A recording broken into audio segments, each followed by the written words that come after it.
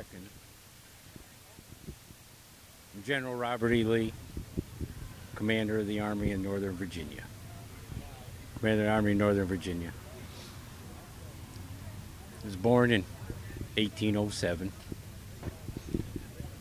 Went to the U.S. Military Academy, which I graduated second in my class. Mr. Mason was the one just ahead of me. But I did have it on him. I had no demerits through the whole 4 years that I was in class as a cadet there.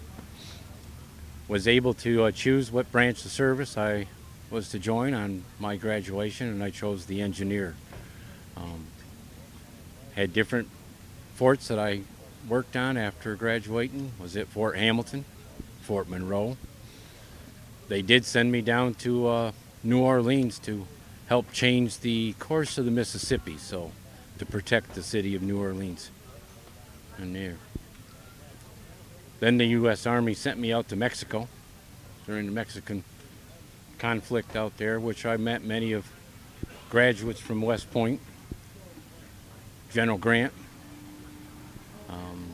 as one. Came back home to Arlington to my wife, and was there in 1859 when Jeb Stuart came riding up to Arlington with a message from Washington instructing me to report to Washington to be in charge of a group of Marines to go to Harper's Ferry to quell the uprising of the John Brown there at Harper's Ferry. We captured John Brown.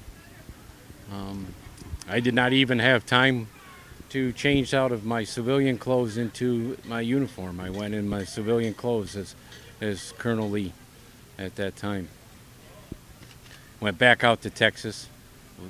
They sent me back out to Texas to help with the protect the citizens from the Indians that were out there until the breakout of the war.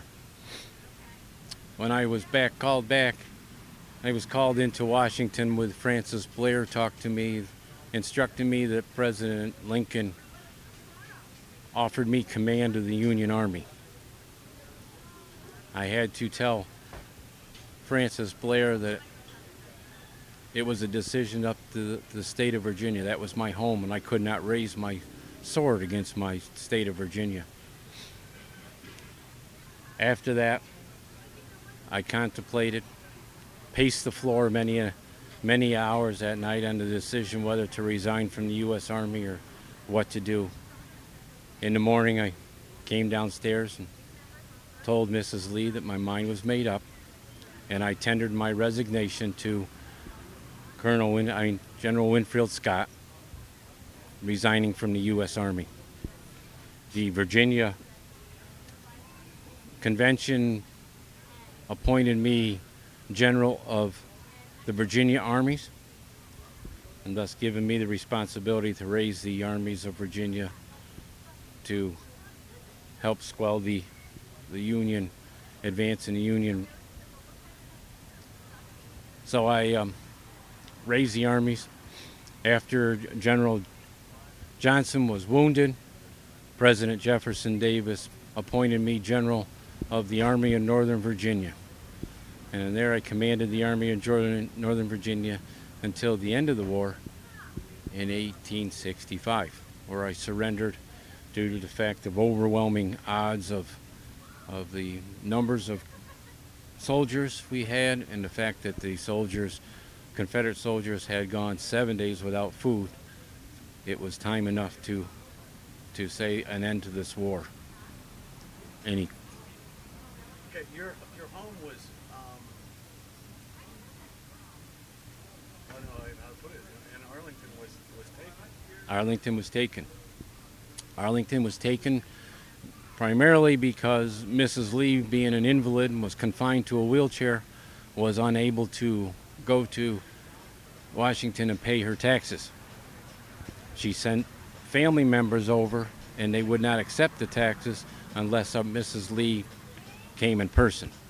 And when they did, was unable to come in person. They took Arlington from us. And the general who Meigs. Yeah, had a personal grudge against Mr. Lee, from what I understand and listen to stories, and wanted to make sure that the first Union soldiers were buried in the front yard of Arlington. Any other interesting stories? Are you Mrs. Lee? This would be interesting.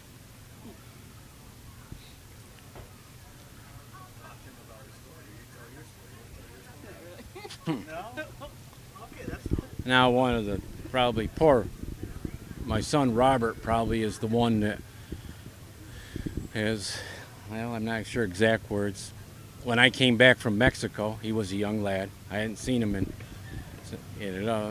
so came into the house and there was a group of people. I went over and picked up a young lad thinking it was Robert, and it wasn't. It was another child. And then I believe at the Battle of Spotsylvania, a young soldier came up to me all covered with dirt and said, "General Lee," and I said, "Yes," and he says, "Don't you recognize me? This is your son, Robert." So the poor boy twice did not get recognized by his father. Army life. Army life. Army life. You were the commandant at West Point, I was. and you instituted some changes in the curriculum. With the help of Jefferson Davis, who was Secretary of State at that time, went briefly to a 5-year curriculum instead of the 4-year. There was one interesting little story, if you want to say. There was one cadet at West Point that we had to dismiss out of West Point, mainly because of his studies. He was more interested in drawing than he was in dealing with his stories. So Private Whistler was expelled from the school, which might have been a good thing because later on he made the painting of Whistler's mother.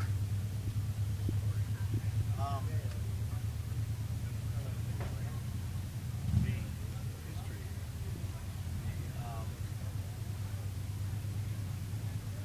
Do you think you were misunderstood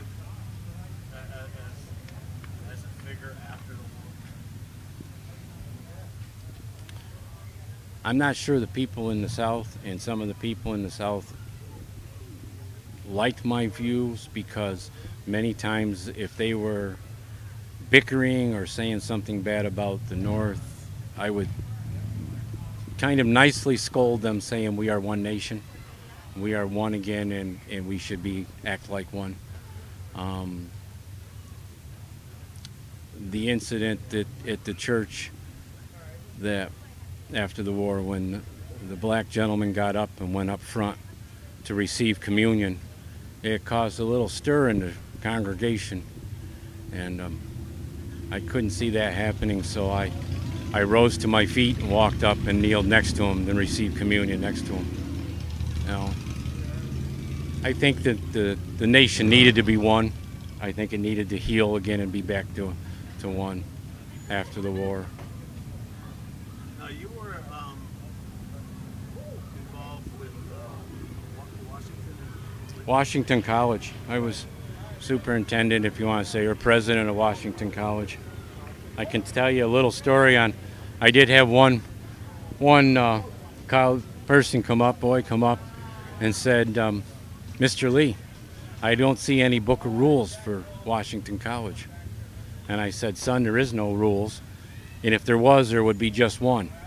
Always conduct yourself as a gentleman. And if you do that, you don't need any other rules." It said that you walked out of step. Is that a true? I really, No, if you don't worry about it if you don't really. I'm trying to think, even say, I'm not sure. I'm not sure what that, I'm walking out of step. When they had a military formation and they would march, you would march out of step with them. Never heard that. This is the first. Civil War. That's the only reason. Yeah, no, I've never. And with thinking about, if even at the military academy, with not receiving any demerits, and a lot of demerits were given for looking down at your, your feet or out of step. That I would say. I would say that it was, he was very, you know, yeah, very self-conscious of his feet. Very self-conscious.